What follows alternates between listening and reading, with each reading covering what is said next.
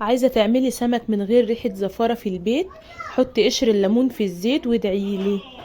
تعالي بقى اقولك على الطريقة اللي تخلي ريحة البيت زي الفل، ولا فيه ريحة زفارة ولا اي حاجة خالص. صلي على النبي الاول، وهاتي راس التوم وقشريها ودق يلا معايا. هدق راس التوم كده مع قرن فلفل شطة، وبرده زي ما انت تحبي، حابة تحطي شطة مش حابة حطي قرن فلفل رومي صغير. دقيت بقى كده التوم ونعمته، حطيت له ملح وحطيت له كمون، وحطيت فلفل اسود، ومسكت السمك كده نضفته وظبطته، وحطيت الخلطه كده في قلبيه ومتظبط وفتحاه كده من بره عشان يستوي من جوه ومن بره.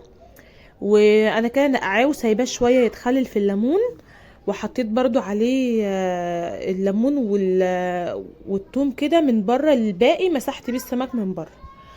بس عقبال بقى ما السمك يتنقع شويه كده في الثوم والليمون، هكون انا بقى ايه بعمل رز الصياديه طبعا المشهور. لازم اي سمك لازم رز صياديه.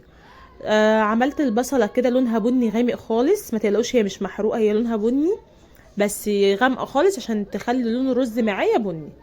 ونزلت عليها بطماطمايه كده شوحها، بس خلي بالكم من البخار اللي بيطلع ده بيبقى سخن، يعني ممكن لا قدر الله يعني يعمل حرق يعني في الايد.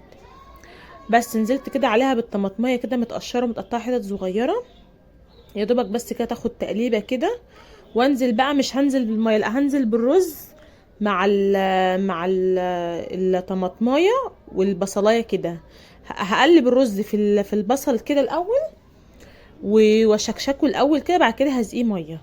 طيب السمك اهو انا نخلته ظبطته، حطيته في الدقيق ونزلت منه الدقيق الزياده، نفضته كويس قوي من الدقيق، ورحت حطاه في الايه في الزيت. كده بقى بعد ما حطيت الرز وتشكشك معايا بقى حلو كده عشان يبقى مفلفل بعد ما يستوي. هحط عليه ميه، هعايره بالميه، الميه ما تكونش زياده عنه، طبعا كلنا بنعرف نعاير الرز ازاي. بس وكده بقى هعمل دور تاني للسمك عشان اوريكم وانا بحط قشر الليمون.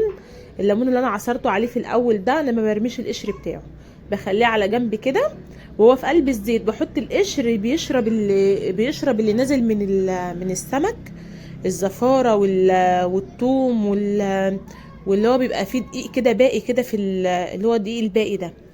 اول ما قشر الليمون معايا يتحمر كده، يبقى محمر خالص كده، يبقى مليان شوائب. بصوا بقى الشوائب دي اللي بتبقى في الزيت هي دي اللي بتعمل ريحه الزفاره. بلم بقى قشر الليمون واحط قشر تاني، يعني كل دور بقشرتين ليمون. تمام كده.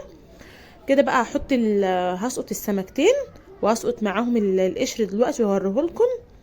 كده بقى الرز بعد ما اتشرب واتظبط وبقى زي الفل، بس هوطي عليه على الاخر، اتشرب اخر حبه ميه دول فيه ويتبخر كده ويبقى معايا مفلفل، يبقى حلو كده. هغطي الرز لغايه اما يستوي خالص معايا. تمام كده.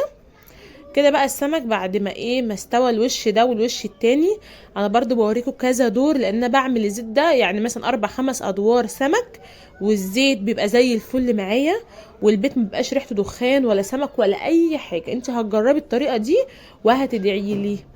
بص اهو مش مستوي سوا كامل، سايباه براحته في الزيت يقدح براحته. بعد بقى ما بطلعه، اول ما بطلعه وهو سخن كده على طول بعصر عليه ليمون. ليه؟ عشان برضو الزفاره والريحه وكده، وبرده بيبقى طعمه ليمون كده، بيبقى طعمه حلو بس وهو سخن، لان هو سخن كده بيشرب عصير الليمون.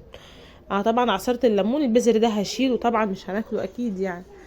بس كده بعد ما غرفت بقى وعملت طبق سلطه جنب الاكل. بس مكتره فيها الخضره الصراحه والجرجير، وده الرز معايا بعد ما غرفت. عايزاكم بقى ما تنسوش تعملوا لايك وتشيروا الفيديو لاصحابكم، وتشتركوا في القناه لو ما كنتوش مشتركين. واستودعكم الله، باي.